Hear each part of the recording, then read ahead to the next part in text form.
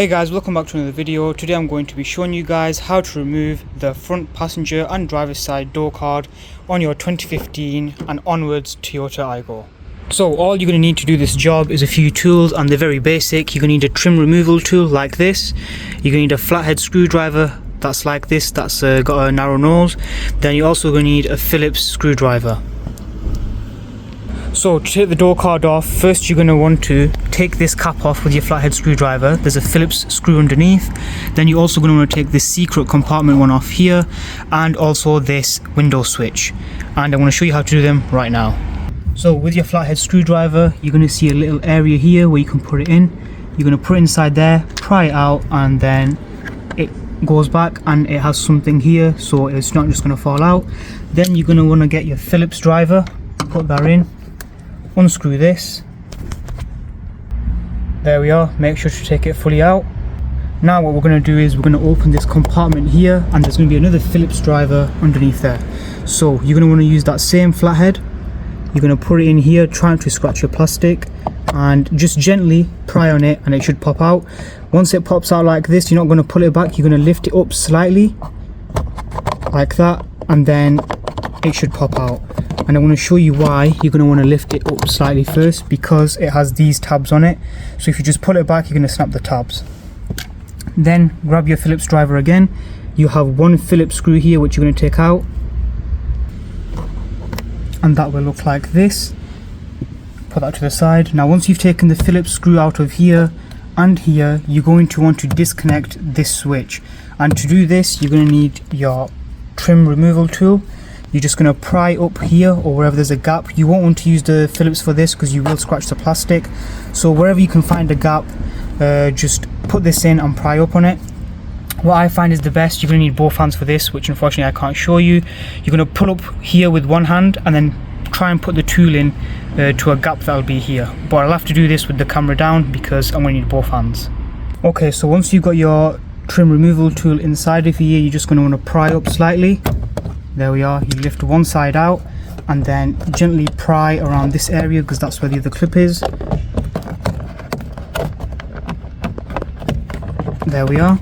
Then you're going to put this like that, and you're going to see another clip here, that's for the actual switch. There's a tab here which you're going to press and that should release it. And I'm going to need to do this like that. There we are. There, that's out. And that's everything you have to do to take the door card off. Now when taking the door card off, you can use that trim removal tool to start from the top, or you can use your hand, go underneath, and there should be a gap around here, exactly here. So let me show you that gap.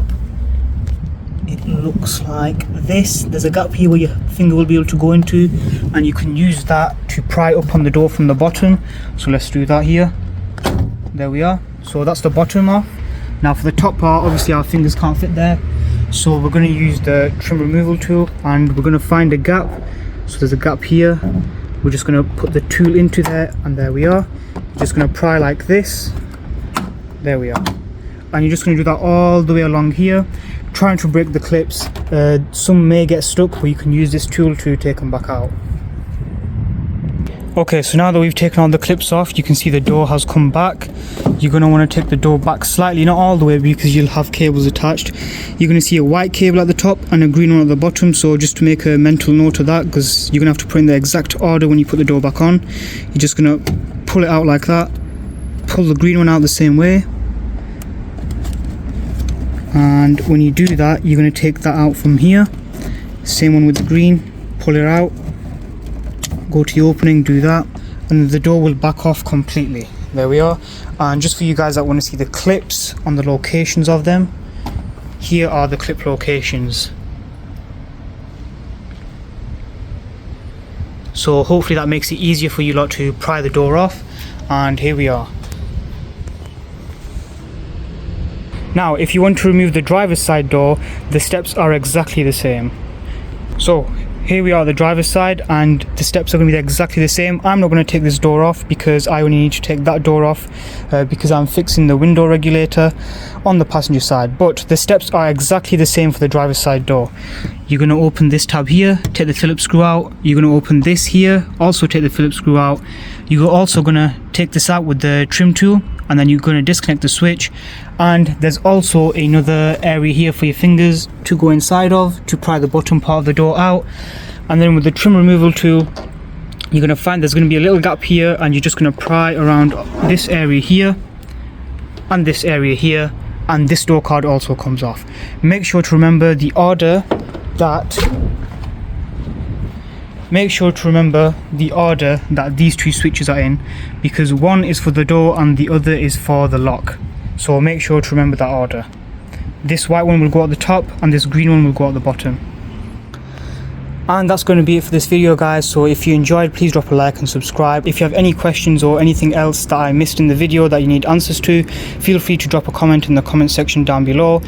Stay tuned, because next up, after I fix this window issue, I'm actually going to be doing a speaker upgrade on this car. So stay tuned for that, and thanks for watching. I'll see you guys in the next one.